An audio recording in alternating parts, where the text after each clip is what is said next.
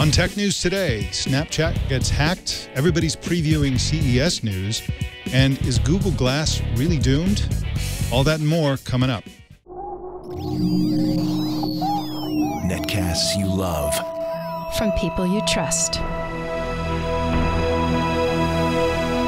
This is Twit. Bandwidth for Tech News Today is provided by CashFly at CACHEFLY.com.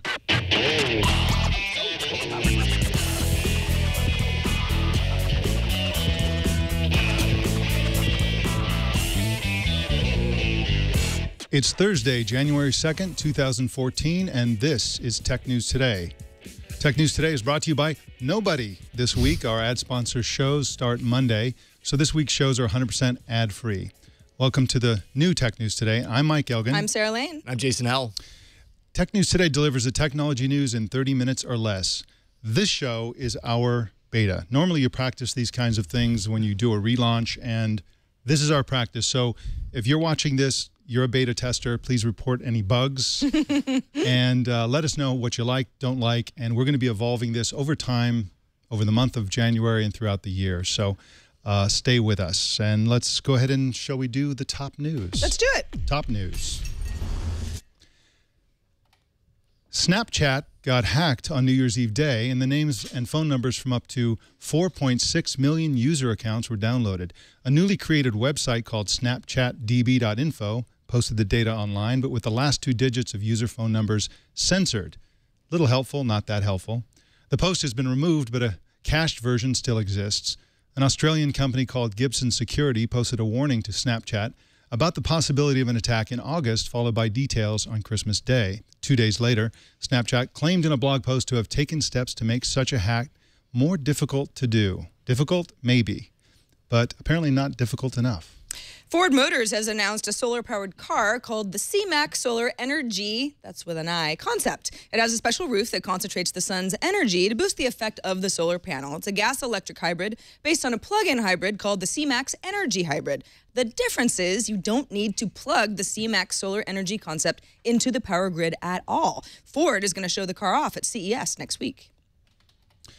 A new TV remote from Samsung features smartphone-like user interfaces. The Smart Control, as it's called, accepts voice commands, touchpad input, and even an in-the-air gestures. A built-in microphone lets you talk to your TV without actually having to compete against the TV and the sound blasting across your living room. Gesture input works like the original Wii remote. You sort of wave the thing around, and it registers the gestures. The weirdest feature, to me, is a dedicated quote, soccer mode, unquote, which is displayed on the remote with a little soccer ball. Soccer mode optimizes the screen for watching soccer. Samsung plans to unveil the remote at CES next week, along with a new line of TVs, possibly also optimized for soccer.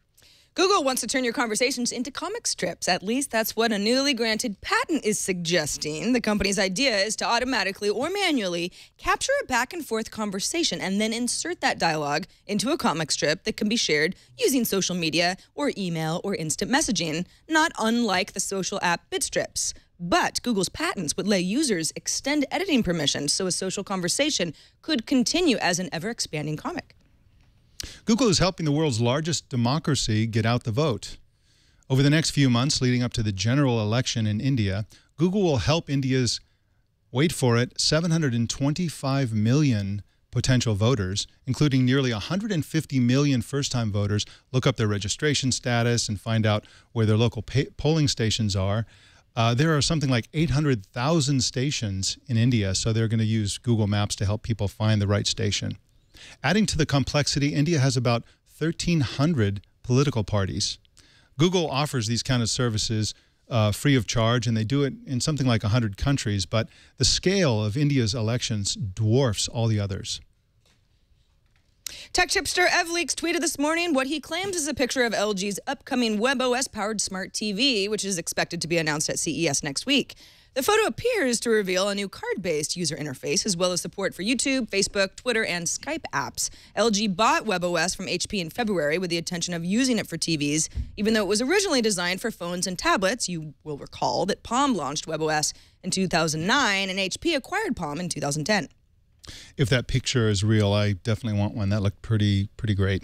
The new site, The Information, reports that Sony and ZTE, the Chinese handset manufacturer, may soon launch Windows Phone handsets. The report is based on 2 anonymous sources and says that if Microsoft is slashing prices to convince the Japanese and Chinese phone makers to jump on board, while ZTE is not a well-known brand in the United States, the company is planning to expand aggressively in key markets around the world, including the United States. They hope to become the #3 handset maker sometime in the next few years.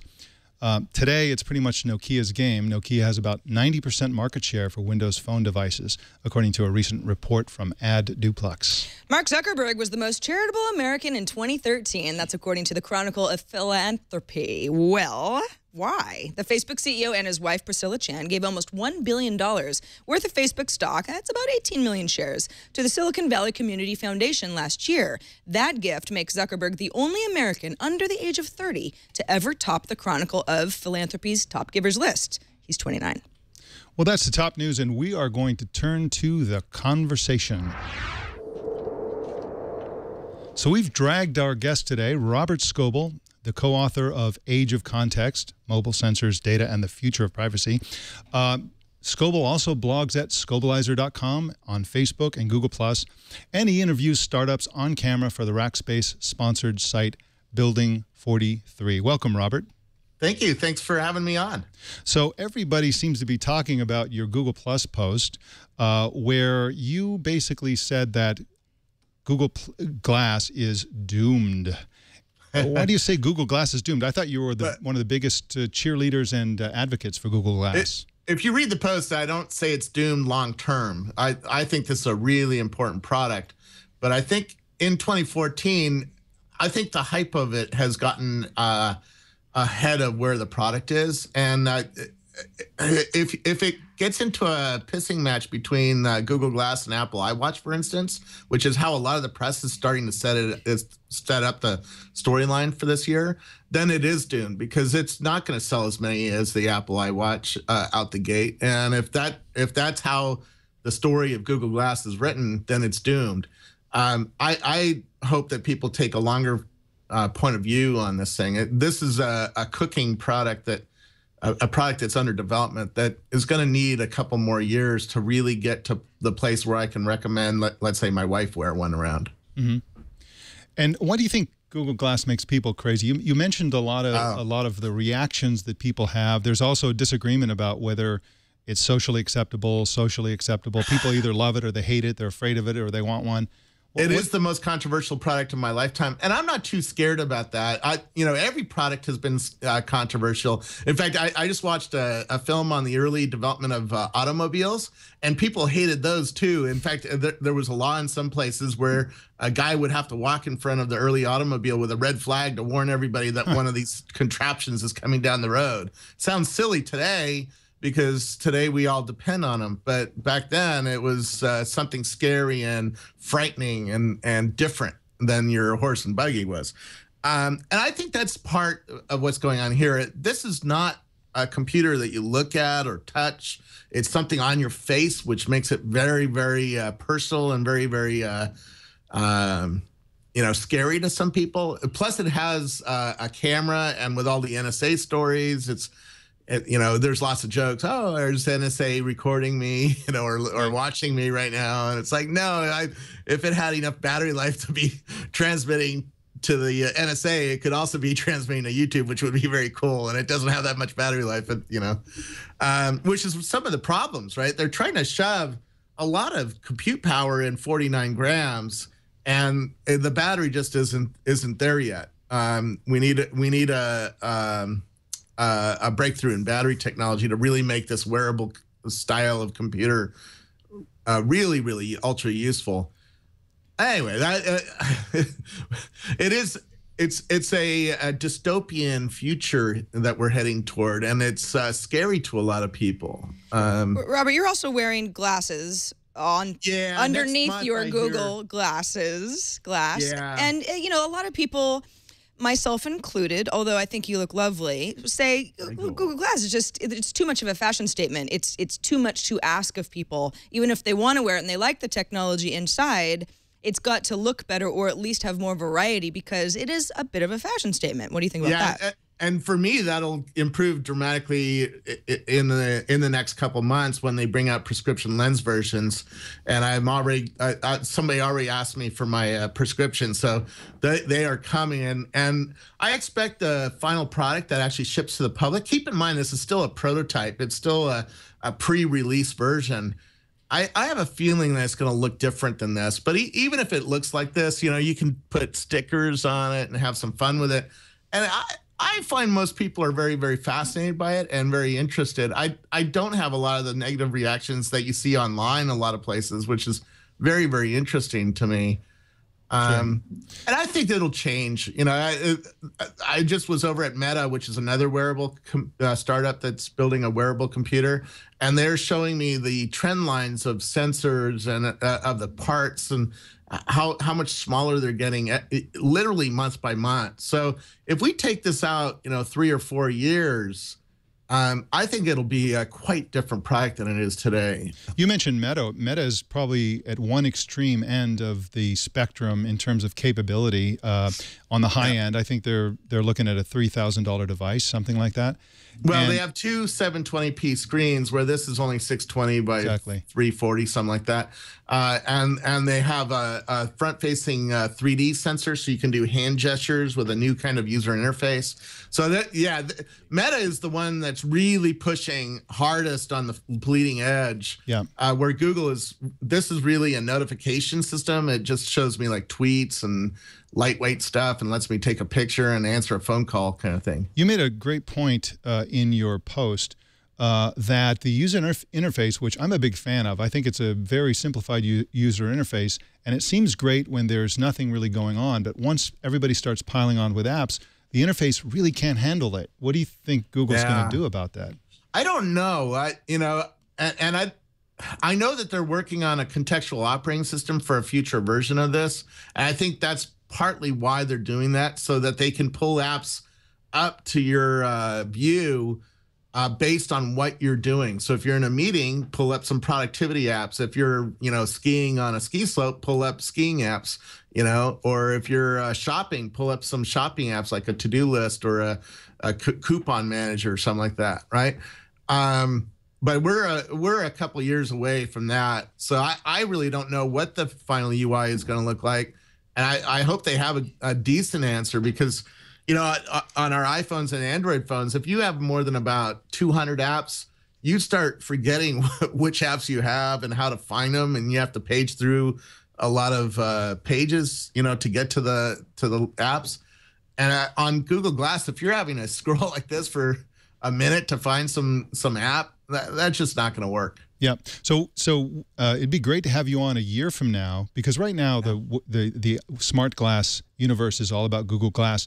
A year from now, there are going to be a dozen or 2 dozen players.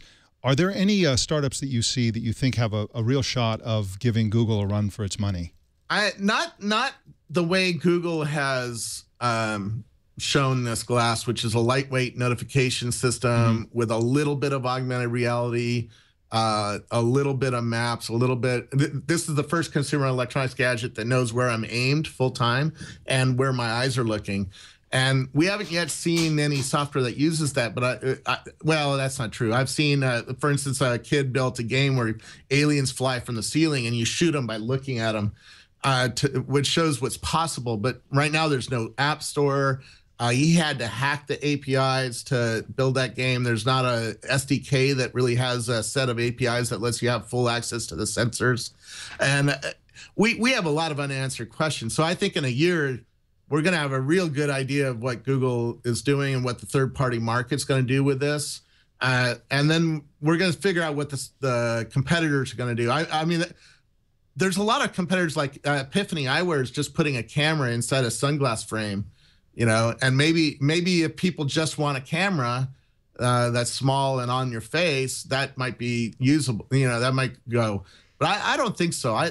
I want even more than Google Glass has. So I'm looking at Tier Systems or Meta or Recon Instruments, which is making the wearable computer inside the Oakley ski goggle. I think those are the more interesting competitors to the glass concept. But this is really a market that I think is going to come around in 2016 to 2020. So a lot of these early players are just trying to get to where the market will be then, and it's not about today. That was sort of my sense of the story was, if we make this all about 2014, it's doomed, because it's not going to be a mainstream product in 2014. How do we judge the success of this thing? What is a lot of users? What is a good market share? I mean, it's not going to be anywhere near smartphones. It really depends on where they set the price. I mean, I know the cost of goods is around $150, but then you have to go into a store and spend an hour getting it fitted, first of all, and then they need to train you a little bit on how to use the operating system. Mm-hmm. So let's say it's $500, then 100,000 sold would be a pretty good success. If it's higher than $500, then it's going to be far less. I'd be surprised if they sold 25, 30,000 of them. Okay, which is just not interesting numbers. I mean, I expect the Apple iWatch, if it's $200 or $300, to sell in the tens of millions. You know, so that's what they're up against. Mm-hmm. Apple has a series of stores all set up, ready to go to sell a watch, right? Google doesn't have that kind of distribution at retail level. They're having to set up new retail distribution. That's why all the way around, I think this is a product that's really going to take off, 2, 3, 5 years, maybe even longer from now. Remember we saw the Newton, in the late 90s, right? And it took another decade for the iPhone to come around. Sure, right. And really make the thing work. And I had a tablet PC that looked a lot like the iPad back in 2002, and it took another 5 years for the iPad to come along, and get, where the price would drop and the battery life would turn from an hour to 10 hours and on and on.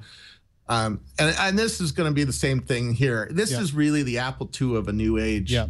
Okay. Well, Robert, thank you so much for joining us on short notice. It was an awesome post, and I appreciate you coming on. We'll have you back in 1 year, and we can talk about the whole huge market and see how. Not a moment sooner. Yeah. Right. Thank you very much. See you January 2nd, 2015. Thanks, Robert. Hopefully, I'm here.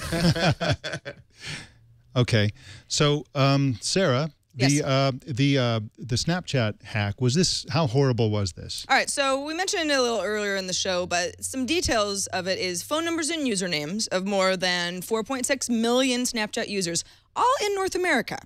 So that's still a lot of people. Got leaked New Year's Day. Snapchat DB was a site that went up. We don't know if it's an individual or a group of individuals that ran it, and allowed open access to 2 different files, SQL dump and a CSV text. It is now offline. The hosting provider has probably gotten hammered and tired of dealing with it. But while it was live, as you mentioned, the last 2 numbers were obfuscated. So it's the sort of thing where if it's most of my phone number and you don't know the last 2, well, you could guess for a while and you probably get there. But, it was designed to minimize spam and abuse. That's according to, again, whoever was behind the hack. So those individuals told The Verge that their motivation behind the release was to raise public awareness around the issue, put public pressure on Snapchat, get the exploit fixed. This is one of the things that often hackers will do. They'll say, it's almost polite to talk to the company, say, there's something going on here. What are you going to do about it? If the company doesn't respond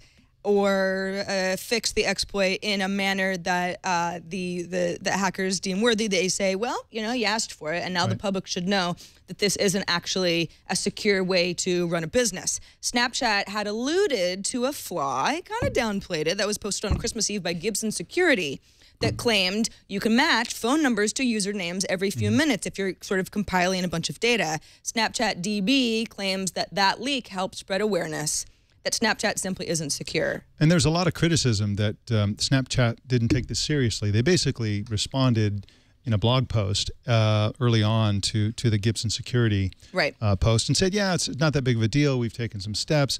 And in hindsight, that looks very careless with user data. On the other hand, we're just talking about phone numbers. I think there are addresses, and people go on Snapchat so that they can be private with their communication, and it doesn't look like any communication or photos or anything like that were leaked.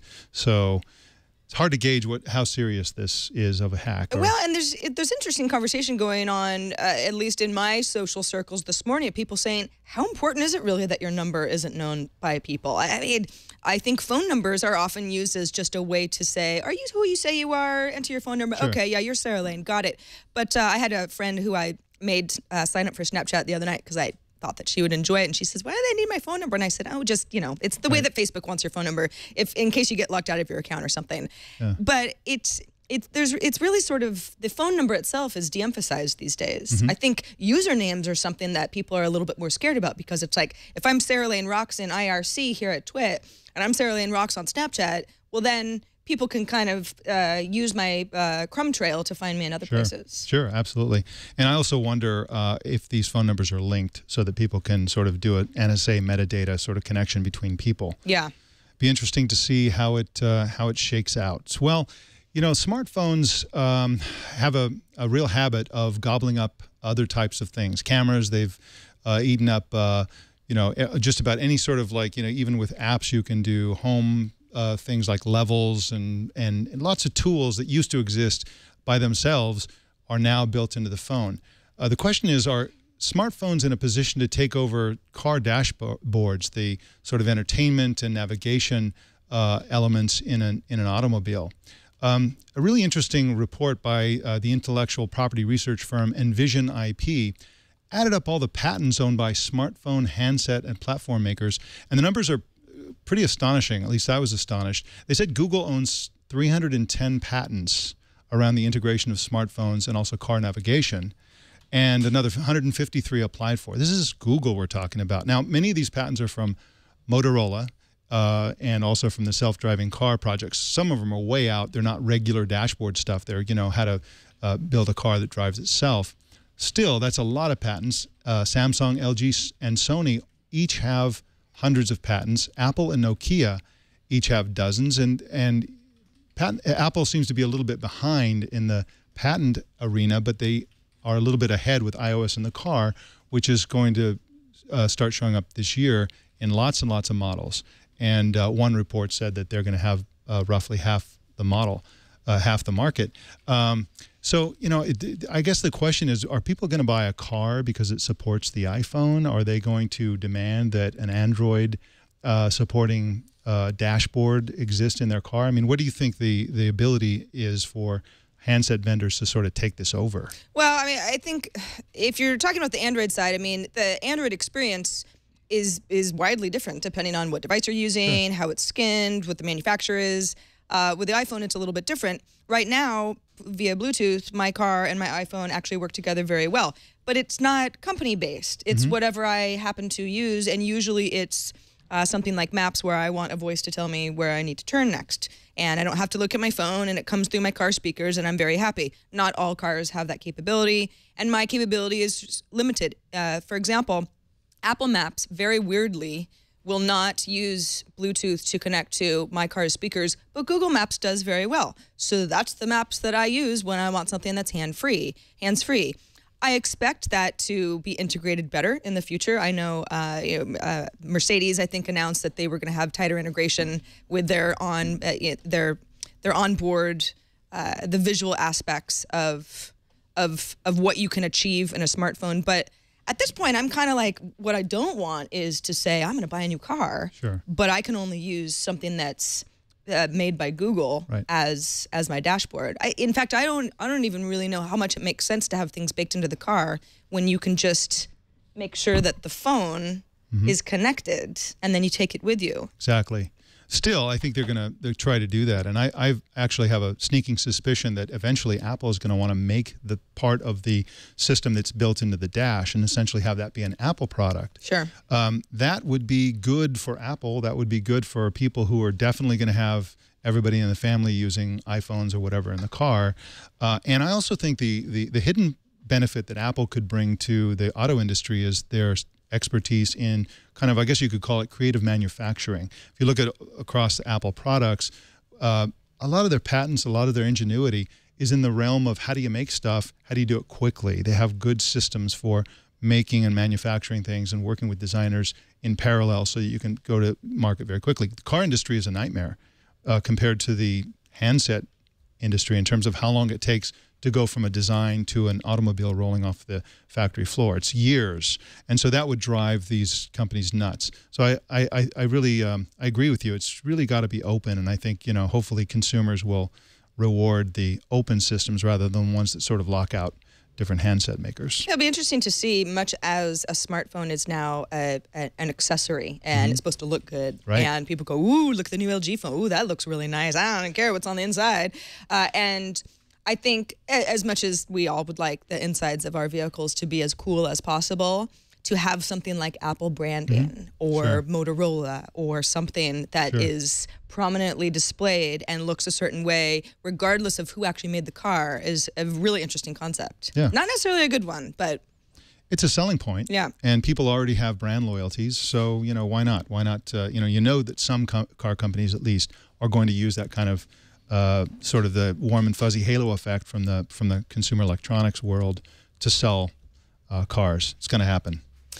All right, well, AOL, who was the former owner of both Winamp and Shoutcast Music, announced that it planned to shutter both of those services, but we heard before the Christmas break there was word of possible sale to Microsoft. Now it appears that both properties are being acquired by Radionomy, which I had not heard of, but it's an international aggregator of online radio stations. It's based in Belgium. 2 Winamp forum members noticed that Winamp's name servers had been transferred to Radionomy. So this is a little bit of a, hey, what's going on here? TechCrunch says they have a source that confirms both properties will be transferred by end of day tomorrow. Radionomy, if you're also not familiar, has around 6,000 stations in its catalog. It has a platform so anybody like you and me can use to create a channel, not unlike, I guess, audio podcasts. Shoutcast has a 50,000 catalog of radio stations, so that will definitely help their total offerings. And then you figure Winamp's music player could be used to program and play stations. One of Radionomy's investors is Musicmatic, which develops audio and video experiences for stores and other venues. You know, Winamp for a long time to me was, that was the way that I used to listen to my MP3s when, you know, in the Napster days, that sort of thing. And it's sort of funny that it's come to a point where it's beloved, but it's old. Yeah. But it's still beloved, and AOL, it intended to shut it down, and there was enough interest that it appears it went to a good place. Yeah. This reminds me of the old Yahoo, where they were more famous for shutting things down than, and when you saw them shutting down, you're like, wow, that was a great product. I didn't know about that. I would have loved to have used that. And this is another case where people kind of, it's out of sight, out of mind, and when they shut it down, then people sort of come out of the woodwork to say that they love it. It's kind of an odd thing. Maybe a hacker will come along and just post them the whole music library somewhere, and it'll be all over. But yeah, it's an interesting phenomenon, and it happens in a lot of areas. Yeah, I look forward to Radionomy. If anybody out there actually has stations that, whether they're tech or geek related or anything that the Twit audience likes, you should email us and let us know, because I look forward to experiencing not just Winamp, but a variety of online music stations and radio stations that have yet to be created. Well, that's the conversation. Now in other news. ThinkGeek is now selling a previously announced Android gaming controller that's small enough to live on your keychain. It's called the iAmpulse, and it costs $39.99. It has a little D-pad and a few other standard buttons. And I think this is pretty ridiculous if you think about it. Why? Well, because it's like you're trying to get the sort of the Xbox console gaming thing down to a mobile device. The whole point of mobile gaming, I think, is that it's just you whip out your phone. You don't have peripheral devices and all that kind of stuff. You just, but I think it's kind of a funny thing. This would have been a great stocking stuffer though for a lot of I mean, of I kids. have pretty small hands, and this is... They're not that small. Nope, they're not. And I don't know, you know, unless you're an infant. What can you do with that? Unless you're a little baby who's really good at gaming, I'm not sure who this is for, but it's one of those like, hey, look how small it is, $40. You put it on your keychain. Yep. All right. After Google punished Rap Genius for inappropriate SEO usage, which basically put its site at the top of any result for pretty much any lyric of any rap song when searched, is a great service, but Google doesn't really like it when you do things like that. ValueAg notes that Rap Genius now has traffic that's down to a level resembling traffic that it had around the summer of 2011, which was not good. Much, much, much lower than the upward trajectory that it had been enjoying for all of 2013. If you bury Rap Genius results down to, in some cases, the 7th page in a search, basically Google is killing the business model. So usually Google search bans, the Rap Genius is not the only company that's been slapped on the wrist for this, usually last around 30 to 60 days.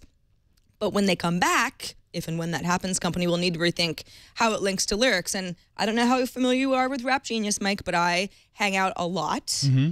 I love it. I think it's a wonderful service. But what they do, and it's genius actually, is every line of you've got a song. It's not just a cut and paste onto a single web page with a permalink. Every line is its own link. Because if I'm searching for a lyric in a song, it then takes me to that highlighted text on the page. So it's a link within a link, which works out very well and can be extremely convenient when you're looking for something. But Google says, no, that's not the way it works. Right. Too many links. You can't always be the first search result anytime anyone searches for a lyric to a song. That's right. They'll work it out, and it'll all work out in the end. I think it'll be fine. But yeah, it's a great service, and I think this whole, I think the long-term effect is, with all this press, is that a lot more people know about Rap Genius than they used to. So that's a pretty great thing for them. Okay, well, that's pretty much our show. CES is next week, so fasten your seatbelts. It starts Tuesday, January 7th, and goes on to January 10th in Las Vegas. We're going to have some people there, so it's going to be a ton of stories, and it's going to be an amazing show because there's so many big themes. There are going to be cars. There's going to be a ton of wearable things. There's a whole smartwatch pavilion. There are going to be smart glass people coming out of the woodwork, home automation, the Internet of Things, every buzzword you can think of. These things are going to be shipping this year, and many of these things are going to be announced. Yeah, I'm excited to see a curved display that I want. Yeah. I know we're going to see a lot of those, and I'm still not convinced that it's anything I ever want. Yep. So show me a curved display that I want to buy. Yeah, I know I need a curved display because when I have a big iMac, you have to kind of lean. I shouldn't lean. You have to lean to see the edge right, and so a curved display TVs, curved display monitors are definitely something that we all want. So that's our show. That's our first relaunch show. I hope you enjoyed it. We're going to be harvesting all of your comments, and I thank you for all of your words of encouragement and support. Upvote the stories you'd like to see us cover on our subreddit, technewstoday.reddit.com. Email us at tnttwit.tv. And also, give us a call at 260-TNT-SHOW and visit the Tech News Today website at twit.tv/TNT. We'll see you tomorrow.